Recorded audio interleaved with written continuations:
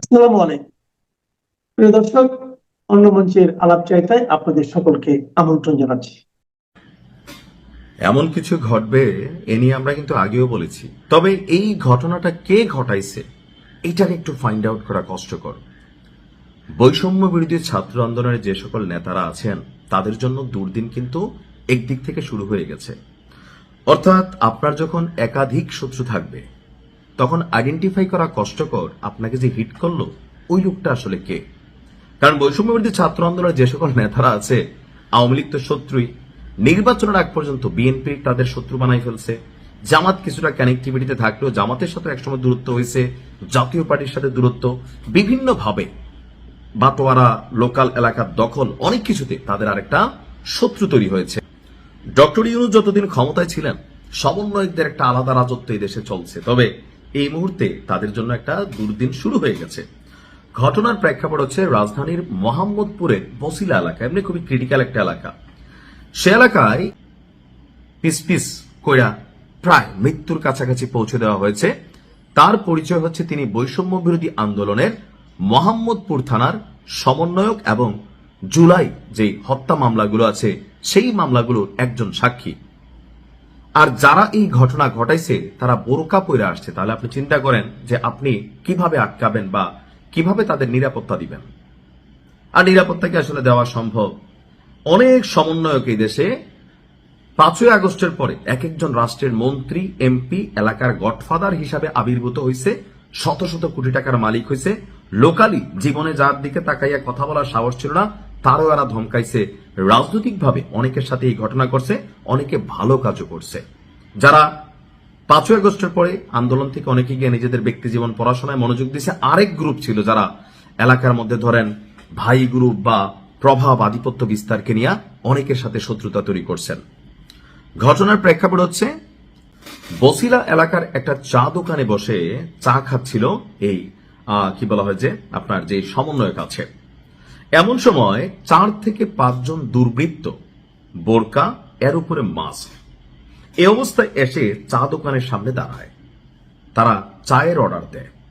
বেশি কিছু বুঝে ওঠার আগেই এই 5 দুর্বৃত্ত এই সমন্বয়ককে পিস পিস করে ফেলছে, পুরা প্রায় মৃত্যুসজ্জায় আছে। তাকে উদ্ধার করে সাথে সাথে স্থানীয়রা পঙ্গু হাসপাতালে নিয়ে যায়। সেখানে তাকে এই মুহূর্তে চিকিৎসা দেওয়া হচ্ছে। ইব্রাহিমের স্বজনদের দাবি, জুলাই হত্যা মামলার সাক্ষী হওয়ার কারণে তার উপর এই হামলা করা হয়েছে। এখন এইটারও দুইটা প্রেক্ষাপট আছে। বাংলাদেশে গত 18 মাসে ইউনূস সরকারের আমলে যতগুলা মামলা হয়েছে, যারে তারে নিয়ে জুলাই হত্যা মামলার আসামি বানাই দিছে। কেউ না কেউ তো সাক্ষী হয়েছে। এখন নিরীহ কোনো মানুষকে যদি আপনি অপরাধী বানাই দেন, সে হয়তো আপনার বিরুদ্ধে কোনো অ্যাকশন নিতে পারে না। কিন্তু যখন একজন দুর্বৃত্ত অথবা প্রভাবশালী, ক্ষমতাশালী ব্যক্তিত্ব, আপনার হাতে একটু ক্ষমতা ছিল, আপনি এই লোকটারে ফাঁসাই দিয়েছেন অথবা টাকার জন্য আটকাইছেন, আবার ঘটনা সত্যিও হতে পারে। তো যেটি হয়েছে, একটা শ্রেণী তো তাদের শত্রু হয়েছে। এখন পরিবারের দাবি সাক্ষী হওয়ায়, তো কার কার সাক্ষী তিনি হয়েছিলেন? পুলিশ বলছে নির্বাচন পরবর্তী সময়ে একটি গ্রুপ দেশকে অস্থিতিশীল করার জন্য উঠে পড়ে লেগেছে। তবে স্থানীয় আধিপত্য বিস্তারকে কেন্দ্র করে এই হামলার ঘটনা ঘটে থাকতে পারে বলে পুলিশের প্রাথমিক ধারণা। আমারও ধারণা এটাই। কেন? প্রকৃত ঘটনা পুলিশ ইনভেস্টিগেশন করবে। কারণ হচ্ছে ওই যে প্রথমেই বলছি, এলাকা আধিপত্য বিস্তার, দখল, কেউ এলাকার গডফাদার হয়ে গেছে। এখন বিএনপি ক্ষমতায় আসছে, পরিস্থিতি বদলাচ্ছে, এটা অনেকের হজম হচ্ছে না। তো কারা যে এদের শত্রু এটা আইডেন্টিফাই করা আসলেই কষ্টকর। সমন্বয়কে একটু সাবধানে থাকবেন যারা অন্যায়, জুলুম করে ফেলছেন, কারণ সময় ঘুরে। আর যারা নিরপরাধ অবশ্যই তারা ভালো থাকবেন। নেত্রী নির্দেশনা দিয়েছেন সকলকে ঘরে ফিরে যাওয়ার। এটা হচ্ছে যে আপনার গতকাল ওয়ার্কিং কমিটির একটা মিটিং ছিল, আওয়ামী লীগ ওয়ার্কিং কমিটির ভার্চুয়াল মিটিং। সেখানে নেত্রীর সরাসরি নির্দেশনা ছিল যে সকলকে ঘরে ফিরে যেতে হবে, নেতারা যে যেখানে আছেন সকলকে বাংলাদেশে আসতে হবে, এসে রাজনীতির হাল ধরতে হবে, তা না হলে হবে না। আপনাদেরকে আজ থেকে 4 দিন আগে আমরা একটা ভিডিওতে বলেছিলাম, সেদিন আমি আপনাদেরকে ভিডিওতে বলেছিলাম যে নেত্রীর নির্দেশনা আছে, নেত্রীর সাথে কথা হয়েছিল নির্বাচনের বিষয়ে, যে আপনার সিটি কর্পোরেশন, জেলা, উপজেলা সমস্ত নির্বাচনগুলোতে আওয়ামী লীগ প্রার্থীরা যাতে নির্বাচন করে সেই বিষয়ে প্রস্তুতি নেওয়ার জন্য। অনেকে বিশ্বাস করেছিলেন, অনেকে বিশ্বাস করেননি। যারা বিশ্বাস করেননি তারা হয়তো এখন বুঝবেন যে কথাগুলো আসলে নেত্রীর নির্দেশনা ছিল কিনা। ফেসবুকে দিয়েছিলাম, অনেকেই বিশ্বাস করেছেন, অনেকেই আমাকে ফোন করেছেন। তবে হ্যাঁ, আজকে সকাল থেকে বেশ কিছু লোকের ফোন পেয়েছি যারা আমাকে বারবার বলছেন, ভাই এই কথা তো আপনি বলছিলেন, এটা আসলে সত্য হলো। তো ঘটনা হচ্ছে, আমরা অনেক কিছুই বলতে চাই, অনেক কিছু বলতে পারি না, আবার অনেক কিছু এমনভাবে বলতে হয় যে মনে হয় যেন গুজব ছড়াচ্ছি। তবে গুজব না ভাই, একটু ধৈর্য ধরে যদি শুনেন। গত 18টা মাস প্রচণ্ড কষ্ট করেছেন, আমরা চেষ্টা করেছি আপনাদেরকে উৎসাহ দিতে। আমার নিজের কোনো স্বার্থ নেই। আজকে আপনাদের কাছে একটা ওয়াদা করি, যদি সেটা না হয়, আমি যদি সেই ওয়াদা যদি না রাখি বা যদি খেলাপ করি, সেদিন প্রয়োজনে আপনারা সারা বাংলাদেশে আমার পোস্টাল লাগায় জুতা নিক্ষেপ করেন। আওয়ামী লীগের কর্মী, আমার তৃণমূলের ভাই বোনরা, আপনারা যেদিন সুস্থভাবে বাসায় ফিরে যাবেন, আপনারা যেদিন স্বাভাবিক জীবনযাপন করতে পারবেন, আওয়ামী লীগ যেদিন আবার রাজনীতি করতে পারবে, ক্ষমতায় আওয়ামী লীগ না যাক, আওয়ামী লীগ যেদিন রাজনীতি করার মতন থাকবে, সেদিন থেকে আমি আর আওয়ামী লীগ সম্বন্ধে আর কোনো কথা বলবো না। সেদিন থেকে আওয়ামী লীগ কী করছে, কে কী করছে, কোনো কথাই বলবো না, আমি অন্য কাজে ব্যস্ত হব। এখন পর্যন্ত আপনার গুজব ধরেন আর যাই বলেন, আমি আপনাদের জন্য চেষ্টা করছি। কারণ হচ্ছে যে আমার কোনো খায়েশ নাই, আমি কমিশনার হব না, আমি এমপি হব না, আমি কোনো মন্ত্রী হব না, বা আমাকে ওই যে কষা জাহিদের মতন ফোন দিয়ে প্রধানমন্ত্রীর উপদেষ্টাও করবে না। এবং এটা আমি হইতে যাব না। আমি যেখানে আছি খুব শান্তিতে আছি, আমি আমার শান্তি মতো আছি। এত বছর আমাদের কোনো পাত্তা ছিল না, আমরা কথাও বলি না। কি হয়েছে, আওয়ামী লীগ ক্ষমতায় ছিল না ভাই 15 বছর, 2 বছর তত্ত্বাবধায়ক, কথা বলিনি। এখন কথা বলছি যখন দেখছি দেশ বিপদে, দল বিপদে, নেত্রী বিপদে। কারণ আমার শুরুটা হয়েছে শেখ হাসিনাকে দিয়ে, শেষও হবে শেখ হাসিনাকে দিয়ে। কারণ আমি সরাসরি বলি যে আমি আওয়ামী লীগের দালাল, আমি দালাল। এটা আমি বলতে গর্ববোধ করি। সুতরাং আপনারা জাস্ট মনে রাখেন, আপনাদের কারোর সাথে আমার কোনো অ্যালার্জি নাই। আপনার কে নেতা হবেন, কে মন্ত্রী হবেন, কে এমপি হবেন, সেটা আপনাদের বিষয়। আমি কারো বাড়া ভাতে ছাই দিতে যাব না। আমি যাই আপনাদের কোনো জায়গায় যাই বলবো না যে আমার এইটা দাও, নো। যদি এটা দেখেন, সেদিন আমার জুতা দিয়া, ওই আমার ছবিতে জুতা দিয়া দিয়া বাংলাদেশে দিয়েন, দরকার পয়সাটাও আমি দিব। তো যাক, সেসব কথা। এখন মূল কথা যেটা, সেটা হচ্ছে ওয়ার্কিং কমিটি মিটিং আসলে কি হয়েছিল। আপনারা অনেকে হয়তো অনেক নেতাদের সাথে কথা বলেন, তাদের কাছ থেকে জানতে পারবেন আপনারা। নেত্রী সরাসরি বলেছে যে যারা আছেন আমার তৃণমূলের কর্মী বাহিনী, নেত্রী তৃণমূলের কথা বলেছে, তৃণমূলের কর্মী বাহিনী প্রচন্ড অসুবিধায় আছে। অনেকের খাওয়ার নাই, দাওয়ার নাই, মামলা চালানোর পয়সা নাই, জায়গা জমি বিক্রি করে তারা জামিনের দিচ্ছে। এখন এই সমস্ত নেতারা তাদেরকে বলেছেন যে আপনারা কর্মীকে সহযোগিতা করেন। এবং সরাসরি আরেকটা কথা বলেছে কি জানেন, একটা মজার কথা বলি। নেত্রী বলেছেন বাংলাদেশের কোথায় কে কি করছে সেটার ছবি না, শুধু ভিডিও সহ আছে ওনার কাছে। আবার কোন কোন কর্মী, আমাদের কোন কোন ভাইরা এখনো ওই যে ভাইগিরিতে ব্যস্ত, মানে সহমত ভাই, যে এইভাবে বলেছেন উনি, যে কে কে 2-3 জন নিয়ে চাট করে কোথাও যায় কিছু ওপেন করে দিলাম, কোথাও যায় ওই যে 2 জন নিয়ে 5 প্যাকেট বিরিয়ানি বানাইয়া দিয়ে বললাম যে অমুক নেতার নির্দেশে এই বিরিয়ানি দিছি, ওইটাও লিস্ট করা নাকি আছে। এই লিস্ট ওই নেতারা যেমন সাফার হবে, সেই কর্মী ভাইদেরকে বলছি সাফার হবে। আমি বারবার আপনাদের একটা কথা বলছিলাম যে আমরা এখন কোনো ভাইয়ের পক্ষে না যাই, আমরা শুধু বলি যে জননেত্রী শেখ হাসিনার পক্ষ থেকে আমরা এই কাজটুকু করছি। ফেসবুকে দেন, কোনো সমস্যা নাই, টুইটারে দেন, হোয়াটসঅ্যাপে দেন, যাহার নাম ইচ্ছা দেন, খালি কোনো ভাইয়ের নাম দিয়েন না যে অমুক ভাইয়ের নির্দেশনায়, অমুক ভাইয়ের সহযোগিতায়। না, আপনার সেই ভাই কালকে থাকবে কিনা সেটা কিন্তু সন্দেহ আছে। আপনার সেই ভাইয়ের অবস্থান কি হবে সেটা চিন্তা করেন। সুতরাং এখনো ভাইগিরি ভুইলা আমার ভাই তৃণমূল কর্মী যারা আছেন, তারা আপনারা নিজেদের নেত্রীর নির্দেশনায়, অমুক ভাইয়ের সহযোগিতা দরকার নাই, কোন ভাই কি সহযোগিতা করতেছে, কোন ভাই কি করতেছে, সব নেত্রীর কাছে আছে, পাই টু পাই। আমরা কে কি করছি সব আছে, কে কি কথা বলছি এইটাও জানে নেত্রী। ওয়ার্কিং কমিটির মিটিংতে সবগুলো নেতাকে ধরে ধরে বলছে যে আপনারা যা করতেছেন বা করতে চাইতেছেন এগুলো বাদ দিয়ে আগে তৃণমূল গুছানোর কথা বলা হয়েছে। এখন তৃণমূল গুছাইতে হলে কি করতে হবে, আপনাদেরকে দেশে ফিরে যেয়ে ওদেরকে ফেস করে তৃণমূল গুছান। আর যদি তৃণমূল গুছাইতে না পারেন, আল্লাহর রাস্তা আপনারা রাস্তা মাপেন। নেত্রী সরাসরি এটা ছিল যে তৃণমূলের সহযোগিতা করেন। নেত্রী আরেকটা কথা বলেছেন, সেটা হচ্ছে যে এই রোজার মাসে প্রচুর গরিব দুঃখী কষ্ট করছে, তাদেরকে সহযোগিতা করার জন্য নেতাদেরকে সরাসরি নির্দেশ দিয়েছে। যেসব তৃণমূল কর্মীরা জেলে আছে তাদের জামিন করানোর ব্যবস্থা করানোর জন্য বলা হয়েছে। হ্যাঁ, অনেকে হয়তো বলতে পারেন যে ভাই আপনি এগুলো কি বলতে, হ্যাঁ ভাই, আপনারা যাদের নেতাদের সাথে কথা বলেন তাদেরকে সোজা জিজ্ঞেস করেন। তারা যদি অস্বীকার করে, তারা যদি এড়িয়ে যেতে চায়, তাদের বললেন আমার সাথে আসতে, আমি টকশোর আয়োজন করব, সেদিন আমি বলবো, আপনারা উপস্থিত থাকবেন, তাদের কাছে জবাব চাইব। নেত্রীর সোজা নির্দেশনা যে সর্বপ্রথম তৃণমূল গুছান, দল গুছান, নেতাগিরি পরে করেন, গ্রুপিং ভুইলা যান, আগে দল গোছান। দল যদি না গুছাইতে পারেন কিছুই হবে না, দল গুছাইতে হবে। এবং দল গোছানোর জন্যই নেত্রীর সরাসরি নির্দেশনা। এবং নেত্রীর আরেক নির্দেশনা, যেটা সর্বপ্রথম নির্দেশ, সেটা হচ্ছে যে নির্বাচনী পরিবেশ তৈরি করেন। নির্বাচন আমরা করতে হবে, সেগুলোর ব্যাপারে যারা যারা নির্বাচন করবে সেটা প্ল্যান ওয়াইজ করেন। তবে হ্যাঁ, কে নির্বাচন করবেন আর কে করবেন না, আর কে বন্ধ ছিলেন, ঘুমাইয়াছিলেন, সেটা কিন্তু নেত্রী জানে। ওই যে এখন যদি কেউ আইসা বলেন, যেসব নেতারা যারা মনে করেছিলেন যে ঘুমাইছিলাম, ভালো ছিলাম, জেগে দেখি বেলা নাই, আপনাদের বেলা আসলেই নাই। আপনারা কে কি কর্মকাণ্ড করেছেন সেটা নেত্রী জানে। এবং নেত্রী এটাও বলেছে যে ওনার কাছে ফেসবুকও আছে, কোন নেতার ফেসবুক কবে বন্ধ, কোন নেতা কোন দিন কি এডিট করে কি দিয়েছে, এগুলো সব আছে, সব কিছু আছে।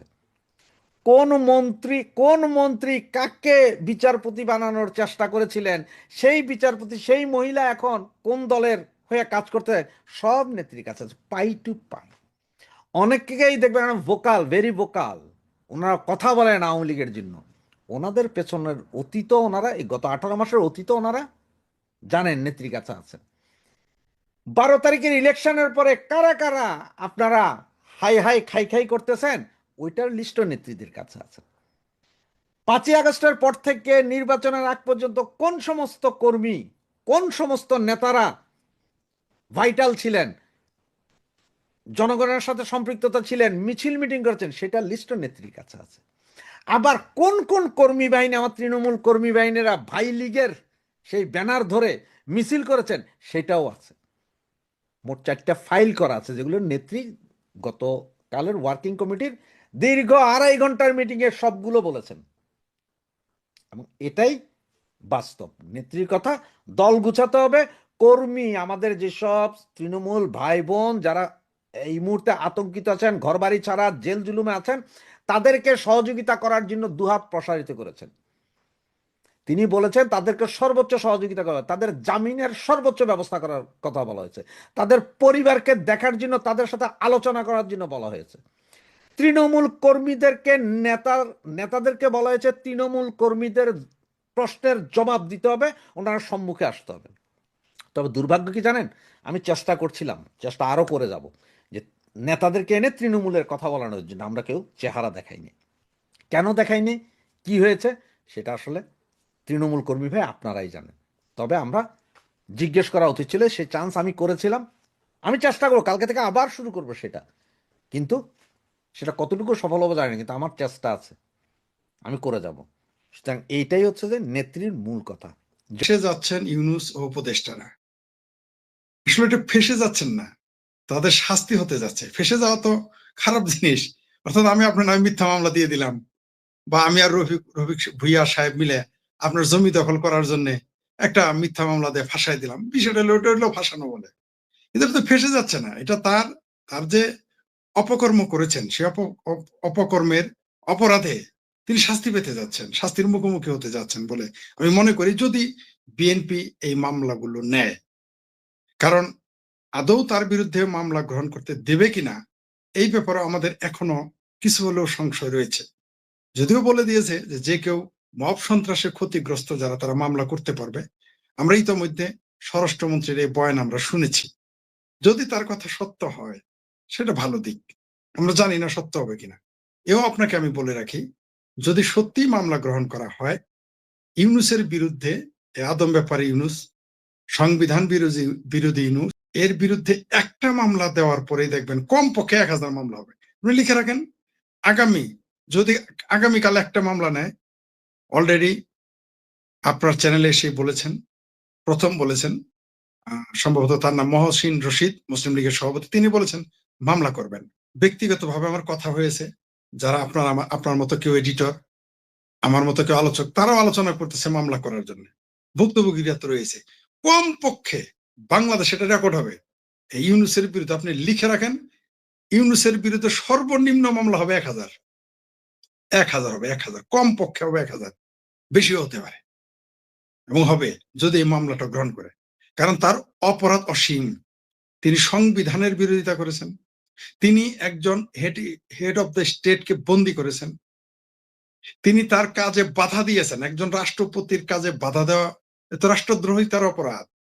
এবং সাক্ষী খোদ প্রেসিডেন্ট।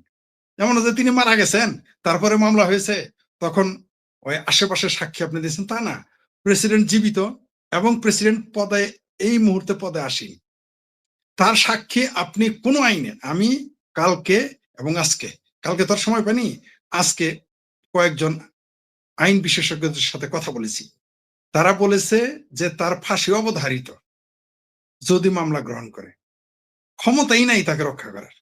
কারণ শুধু সংবিধান না, আরো যা যা করেছেন, শেখ হাসিনাকে যদি আপনি ক্ষমতায় থাকাকালীন হেলিকপ্টার থেকে গুলি করলে বা পুলিশ গুলি করলে তাকে 1 নম্বর আসামি বানাইতে পারেন, ফাঁসি দিতে পারেন, তাহলে ইউনূসের কেন হবে না? তাহলে কেন ইউনূসের নয়? একই কাজ তো। যে কাজটা শেখ হাসিনার জন্য আরাম, ইউনূসের জন্য হারাম হবে কেন?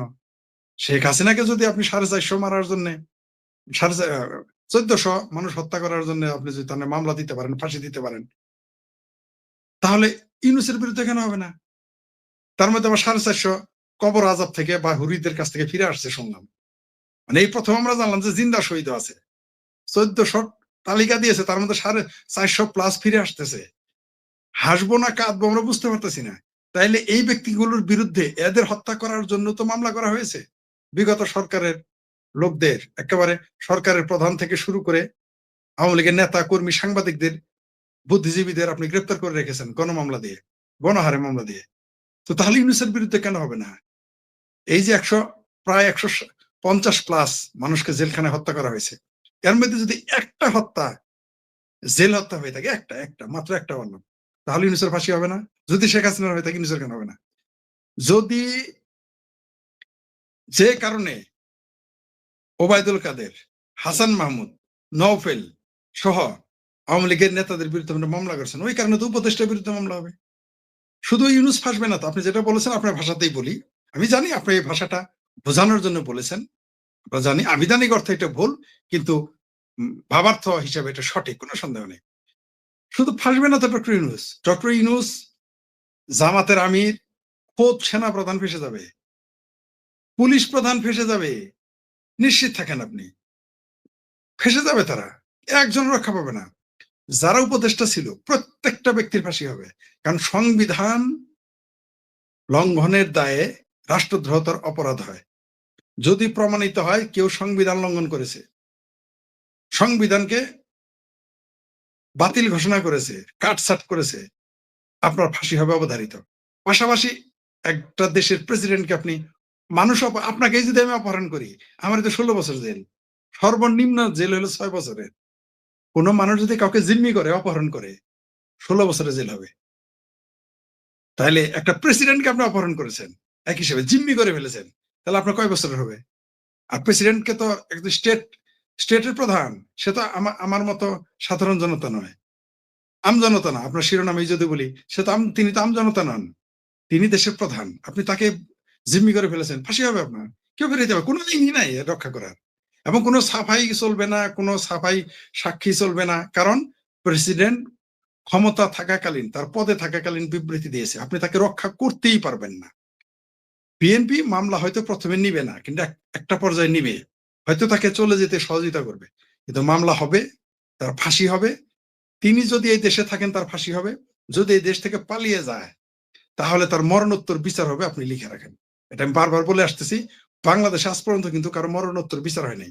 এই ইউনূসের যদি জেল না হয়, ফাঁসি না হয়, এই ইউনূসের একদিন বাংলাদেশে আদম ব্যাপার ইউনূস, এই মবের জনকের ইউনূস, সংবিধান বিরোধী ইউনূস, এর মরণোত্তর বিচার হবে। আপনি রক্ষাই করতে পারবেন না। তারপরে তিনি দেশের সম্পদ লুট করেছেন, তিনি গ্রামীণ ব্যাংকের শেয়ার 25 থেকে 10 এনেছেন, এই অধিকার তাকে কে দিল? কে দিল? তিনি ক্ষমতায় থাকাকালীন ক্ষমতার অপব্যবহার করে 666 কোটি টাকা মওকুফ করিয়েছেন, তার মামলা তো উঠিয়েই নিয়েছেন। পাশাপাশি 29 সাল পর্যন্ত তার খাজনা ট্যাক্স দিতে হবে না। বাংলাদেশ তোর বাপের নাকি বাংলাদেশ ইউনূসের মায়ের ভাতারের? যেমন পৃথিবীর কোন আইন আছে নাকি আপনি 29 সাল পর্যন্ত ট্যাক্স দিবেন না? বাংলাদেশের বুদ্ধিজীবীরা কি মরে গেছে নাকি ঘুমিয়ে আছে বোঝা বড় মুশকিল। এটা কোনোদিন হয় পৃথিবীর কোন দেশে সরকারের ক্ষমতায় এসে সে কোনোদিন এই আইন পাশ করতে পারে যে তার আগামী 5 বছর তার ট্যাক্স দিতে হবে না? তা হাস্যকর, এটা তো কমন সেন্সের ব্যাপার। এটা একটা মূর্খ অশিক্ষিত 5-10 বছরের শিশুও জানে যে এটা ভুল, কিন্তু বাংলাদেশে এটা তিনি সরকারের ক্ষমতা থাকতে করিয়েছেন। আবার আমার ভাবির পোলারা দেখতেছি তারা বলতেছে যে অভিশংসন করে প্রেসিডেন্ট শাহাবুদ্দিন চুপ্পুকে গ্রেপ্তার করার কথা বলছে। এ আরেক গবেট। এই আমার ভাবির পোলারা নাকি ঢাকা ইউনিভার্সিটির ছাত্র, এরা নাকি ওর উপদেষ্টা হয়েছিল। এই গবেটরা জানেই না যে কোনো প্রেসিডেন্টকে গ্রেপ্তার করা যায় না, সুযোগই নেই। আর অভিশংসন কে করবে? সংসদে যে অভিশংসন করা হয়, ভাবির পোলারা তো এমপি 6টা, এই 6 জনের ভোটেই সে সংসদ, তার বিরুদ্ধে তার ফাঁসি দেওয়া যাবে, জেল দেওয়া যাবে, তাকে গ্রেপ্তার করা যাবে। নিজেরাই তো দৌড়ে নিয়ে গেছে। আমার এক ভাবির পোলা মাসুদ নাকি, কি যে মাসুদের আর ভালো হইলো না, মাসুদ নাকি আর কপাল স্টিকার মেরে দিয়েছে পাবলিক। আমি বলেছিলাম যে এই বাংলাদেশে এই আমার ভাবির পোলারা যদি এমপিও হয়, এমনকি ইনক্লুডিং জামাতি, এরা যার যার সংসদীয় আসনে যেতে পারবে না, দৌড়ানি খাবে। এত তাড়াতাড়ি দৌড়ানি খাবে আমি জানতাম না। শুরু হয়ে গেছে কিন্তু। আপনি যে শিরোনামটা দিয়েছেন, ইউনূস এবং তার উপদেষ্টারা ফেঁসে যাচ্ছেন নয়, তারা আইনের মুখোমুখি হবেন এবং এটা হওয়া উচিত। আসসালামু আলাইকুম দর্শক। ডক্টর ইউনূস বিদায় হওয়ার পরে কিছু একটা অংশের মাথা যে খারাপ হবে আমি অনেকদিন ধরেই বলেছি এবং লাস্ট দুটো আলোচনাতে আপনাদেরকে বলেছি। এবং ডক্টর ইউনূস বিদায়ের পর অনুকূল পরিবেশে বাংলাদেশের রাষ্ট্রপতি মোহাম্মদ শাহাবুদ্দিন আহমেদ একটু বলা শুরু করেছেন, এখনো কিন্তু ভেতরের গোমর পুরোটা ফাঁস হয়নি এবং কেবল বলছেন রাষ্ট্রপতি মোহাম্মদ শাহাবুদ্দিন। আরো বলার এরকম মুখ শত আছে, এসব মুখগুলো চাপা ছিল ডক্টর ইউনূসের সেই দম বন্ধ করা দিনগুলোতে। সে মুখগুলো যখন কথা বলতে শুরু করেছে, আস্তে আস্তে বের হতে শুরু করেছে যে রাষ্ট্রপতির প্রধান ব্রেকিং নিউজটা কি, তিনি প্রথম বাড়িটা কোথায় দিয়েছেন। প্রথম বাড়িটা দিয়েছেন তাকে তিনবার সরিয়ে দিতে চেয়েছে। কে চেয়েছে? প্রথম 2 বার ডক্টর ইউনূসের ছত্র ছায়ায় তার লোকজন, তারপরে তার উপদেষ্টারা, ফাইনালি ডক্টর ইউনূস মানে অন্তর্বর্তীকালীন সরকার নিজে। কিন্তু শুধুমাত্র তারেক রহমান, বিএনপি, 3 বাহিনী এবং ভারত বা কূটনৈতিক সার্কেল, তারা রাষ্ট্রপতিকে সাহস দিয়েছে এবং রাষ্ট্রপতি তার নিজের ব্যক্তিত্বের কারণে সেই ঝড় সামলাতে পেরেছেন। কিন্তু ডক্টর ইউনূসকে যে সরিয়ে দিতে চেয়েছে, সেখানে জামাতের ভূমিকা কি ছিল, এনসিপির ভূমিকায় কি ছিল? আর সেই যে প্রথমবার তাকে সরানোর চেষ্টা করেছিল, তার বাড়ির সামনে যে মব করা হয়েছিল, সেই মবের সময় নাহিদ ইসলাম উপদেষ্টা, এনসিপির এখন আহ্বায়ক, তাদের ভূমিকা কি ছিল? আস্তে আস্তে থলের বিড়াল প্রকাশ হয়ে যাচ্ছে বলে কি জামাত এবং নাহিদ ইসলামদের মাথা খারাপ হয়ে যাচ্ছে যে সত্য বের হয়ে আসতে তাদের মুখ লুকানোর জায়গা থাকবে না? জামাতের আমির এর মধ্যে স্টেটমেন্ট দিয়ে বসেছেন রাষ্ট্রপতির কথায়। দেখেন জামাতের আমিরের কোথায় লেগেছে যে যিনি এই স্টেটমেন্টটা দিলেন, যে রাষ্ট্রপতি আবল তাবল বকছেন, মানে স্টেটমেন্টের সারমর্ম তো তাই দাঁড়ায়। এখন নাহিদ ইসলাম আবার আগ বাড়িয়ে রাষ্ট্রপতি তিনি অভিশংসন চান। চিন্তা করেন, সংসদের প্রথম অধিবেশনে অভিশংসন চান। কেন রে বাবু? তোমার বিচার কে করবে? বিচারপতি তোমার বিচার করবে যেজন, সেই জীবনতা আজ জেগেছে। নাহিদ ইসলাম উপদেষ্টা থাকাকালীন সময়ে যত মব হয়েছে, যত অপকর্ম হয়েছে, যত দুর্নীতি হয়েছে, সেগুলো বিচার কে করবে? 2 দিন বাদে নাহিদ ইসলামদের গ্রেফতার, নাহিদ ইসলামদের অ্যারেস্ট, যেরকম ওই আসিফ মাহমুদ সজীব ভুঁইয়ার গ্রেফতারের কথা বারবার উঠে আসছে, নাহিদ ইসলামের গ্রেফতারের কথা যখন উঠবে, যখন আওয়ামী লীগ পুরোদমে মাঠে আসবে, যখন তারা মিছিল মিটিং করবে যে এই জুলাই কুযোদ্ধাদের জুলাইয়ের নাম বেচে জুলাইকে ধ্বংস করা এই সার্কেলটার বিচার যখন শুধু আওয়ামী লীগ না, যখন এই রাষ্ট্রপতি বা এই অবহেলিত গোষ্ঠী না, যখন সেই যাদের ইমোশনের সঙ্গে প্রতারণা করা হয়েছে, সেই 5 আগস্ট যারা নিজের রক্ত দেওয়ার জন্য নিজের ঘর থেকে বের হয়ে এসেছিল, সেই ইমোশনের সঙ্গে যারা প্রতারণা করেছে, তাদেরকে যখন গ্রেফতারের কথা উঠবে, তখন এই নাহিদ ইসলামরা কোথায় মুখ লুকাবে? আজকে রাষ্ট্রপতি একটু মুখ খুলেছেন বলে নাহিদ ইসলামরা প্রলাপ বকা শুরু করেছে। রাষ্ট্রপতিকে অভিশংসনের পর গ্রেফতারের দাবি নাহিদ ইসলামের। তোমাকে গ্রেফতারের দাবি কে জানাবে? রাষ্ট্রপতি মোহাম্মদ শাহাবুদ্দিনকে অভিশংসন করে গ্রেফতারের দাবি জানিয়েছে নাগরিক জাতীয় পার্টি এনসিপির আহ্বায়ক ও বিরোধী দলীয় চিফ হুইপ নাহিদ ইসলাম, যেদিন রাষ্ট্রপতিকে সাথে নিয়ে আমাদের রাষ্ট্রের নতুন রাষ্ট্রনায়ক বা নতুন যিনি কান্ডারি দেশের বিএনপির চেয়ারপারসন তারেক রহমান হাতে হাত ধরে হ্যান্ডশেক করে, ডাবল হ্যান্ডশেক বলতে পারেন, রাষ্ট্রপতি ডাবল হ্যান্ডশেক করেছে, সেই দিন নাহিদ ইসলাম বলছে তাকে অভিশংসন করতে হবে। জাতীয় সংসদের প্রথম অধিবেশনে রাষ্ট্রপতিকে অভিশংসনের উদ্যোগ নেওয়া হবে বলে জানান তিনি। বুধবার বিকেলে রাজধানীর বনানীর সামরিক কবরস্থানে শহীদ সেনা কর্মকর্তাদের কবর জিয়ারত শেষে সাংবাদিকদের এসব কথা বলেন তিনি। নাহিদ ইসলাম বলেন, আমরা মনে করি প্রথম সংসদ অধিবেশনে প্রথম কাজটি হবে ফ্যাসিস্টের দোসর রাষ্ট্রপতি অভিশংসনের জন্য পদক্ষেপ নেওয়া। মানে তাদের শাসনামলে তারা ব্যর্থ হয়েছে 3 বার চেষ্টা করে, এখন বিএনপি দিয়ে তারা এই কাজ করাবে, যে বিএনপি রাষ্ট্রপতিকে শেল্টার দিয়ে বাঁচিয়ে রেখেছে। জাতীয় সংসদে সরকারি দল, বিরোধী দল সবাই মিলে এই কাজটি করবে, কারণ ফেসিবাদের বিরুদ্ধে আমাদের জাতীয় ঐক্য রয়েছে। আমরা মনে করছি জাতীয় ঐক্যের জায়গা থেকে এখানে কোনো বিভেদ থাকবে না, এটা সরকারি দল বিরোধী দল একত্রে উদ্যোগ নেবে। স্বপ্ন দেখছে, আমরা বিশ্বস্ত সূত্রেও জানি যে জামাত এই ছকটা এখন আবার আঁকছে এবং জাতীয় সংসদের প্রথম অধিবেশনে তারা রাষ্ট্রপতিকে এই ফাইনাল কামড়টা দিতে চায়, লাস্ট কামড়টা, যেটা তারা বারবার ব্যর্থ হয়েছে ইউনূসের কাঁধে বা ইউনূস সহ চেষ্টা করে। অন্তর্বর্তী সরকারের সময়ে রাজনৈতিক দলগুলোর ঐক্যমত্যে আসতে না পারায় রাষ্ট্রপতি বহাল ছিলেন বলে জানান নাহিদ ইসলাম। এখন ঐক্যমত্যে চলে এসছে, এটা কি আমাদের মানতে হবে? তিনি বলেন, সেই সময় রাজনৈতিক দলগুলো ঐক্যমত্যে আসতে পারেনি দেখে রাষ্ট্রপতি পরিবর্তন হয়নি। না হলে অন্তর্বর্তী সরকারের সময় রাষ্ট্রপতি পরিবর্তনের দাবি জনগণের পক্ষ থেকে ছিল। ওই যে আবার বলে জনগণ, আমি গুনছিলাম তো যখন মপ করতে গেছে বঙ্গভবনের সামনে যে কয়জন জনতার কয়জন ছাত্র, গুনে দেখছিলাম, আপনাদেরকে গুনতে বলছিলাম সেই দিন।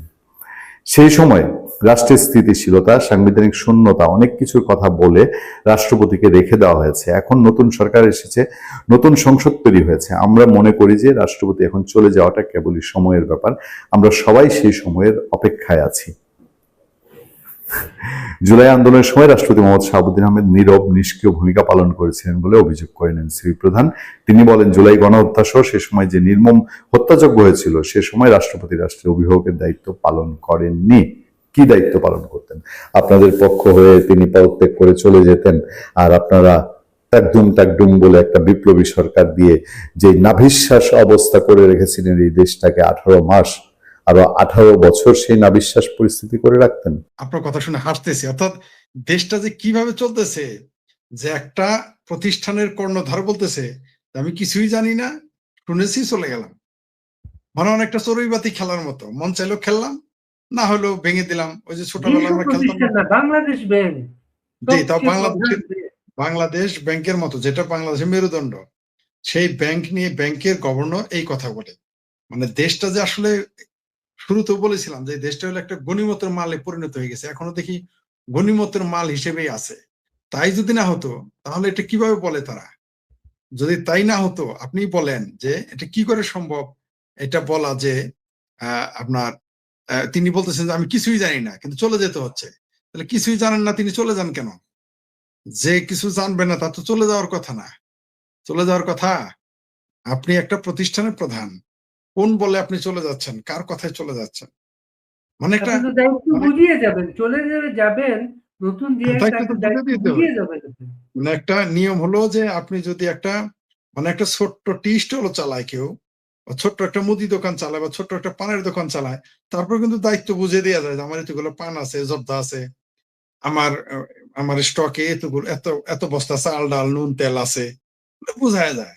বা একটা টি স্টলে গেলেও বলে যে অমুক দোকানে এত বাকি আছে, তমুকের কাছে এত পাবো, অমুকের কাছ থেকে এত অ্যাডভান্স নেওয়া আছে, বা এতগুলা কাপ ভেঙে গেছে, ইত্যাদি ইত্যাদি।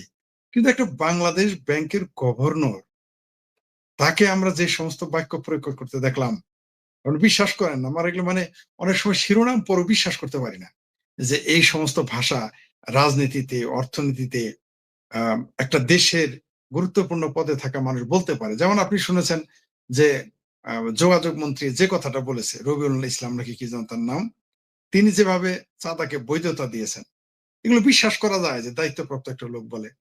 আর আপনি যেটা সুন্দর একটা কথা বলেছেন যে আমার ভাবির পোলারা অনেক কিছুই দাবি দাওয়া করেছে, তাদের অনেক বায়না আছে, তাদের বায়না আপনার তাদের জুলাই সনদ নাকি কি যেন ফনদ সনদ নাম দিছে, সেগুলো বাস্তবায়ন করা, এখন তারাই লুকিয়ে বেড়াচ্ছে। শুধু তারাই না, আমার ভাবির পোলা তার যে খালু খালা তাদের ফরিদ আক্তারা তো খুঁজে পাইতেছি না। রেজওয়ানা সাহেব কোথায়? রেজওয়ানা সাহেব এখন কোথায় আমরা জানি না। তো এই যে যে দেশে এই ঘটনাগুলো যে পরপর ঘটতেছে, এগুলো হাস্যকর।